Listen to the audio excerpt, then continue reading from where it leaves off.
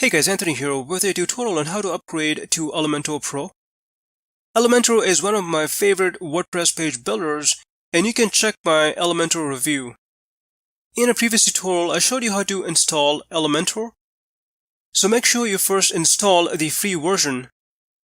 Next, you will need to purchase the Elementor Pro version, and you can check the link in the description section. Once you purchase Elementor Pro, you will have to log into your Elementor account. So here I'm logged into my Elementor account, and here is the download link and the license key. So first we need to download the plugin. It's a zipped folder. Just make sure not to unzip the folder, and then make a note of the location of the download. So here I am logged into my WordPress dashboard. Click on Plugins, and then click Add New.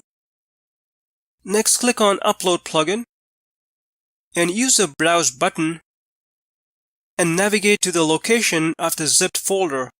Select the zipped folder and click Open.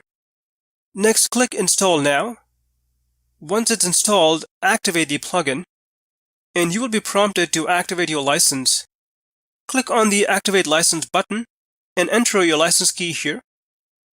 And finally, click Activate. And now you're ready to use Elementor. I'll be creating separate tutorials to show you how to use Elementor.